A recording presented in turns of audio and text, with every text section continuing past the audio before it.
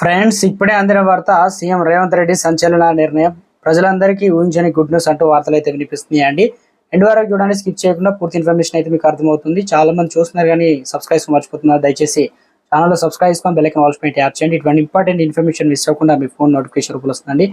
చాలా మంది చూస్తున్నారు కానీ లైక్ చేయడం లేదు. దయచేసి లైక్ చేయండి. ఇన్ఫర్మేషన్ అందరూ రీచ్ చేసిన వారు అవుతాం మనం.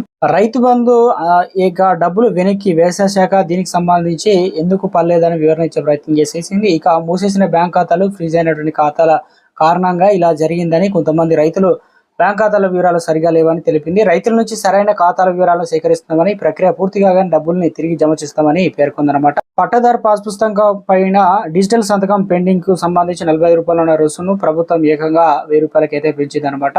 సీఎం రేవంత్ రెడ్డి సంచలన నిర్ణయం. తెలంగాణలో ఇక మే 9 తారీఖు నుంచి తర్వాత రైతు బంధు పడని రైతులు ఉండరని తెలిపారు రేవంత్ రెడ్డి. బీఆర్ఎస్ చీఫ్ కేసీఆర్ తెలంగాణ ముఖ్యమంత్రి రేవంత్ రెడ్డి సంచలన సవాల్ విసిరారు.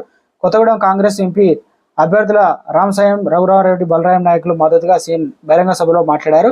ఇప్పటికే తమ ప్రభుత్వం 65 లక్షల మందికి రైతు భరోసాను చెల్లించిందనగా రైతు బంధును చెల్లించిందని, ఈ నెల 8లోగా మిగిలిన బకాయిలు కూడా చెల్లించి బాధ్యత మాదే అన్నారు. ఈ నెల 9లోగా ఒక రైతు బకాయి ఉంటే అమరవీరుల స్తూపం ముందు ముక్కు నేలకు రాస్తా అన్నారు. రైతుల భరోసా నిధులు అందితే కేసీఆర్ ముక్కు నేలకు రాసి క్షమాపణ చెప్తారా అని అన్నారు. మొత్తానికి వీరందరికీ డబ్బులు పడతాయనే విధంగా చెప్పారనమాట. ఊహించని గుడ్ న్యూస్.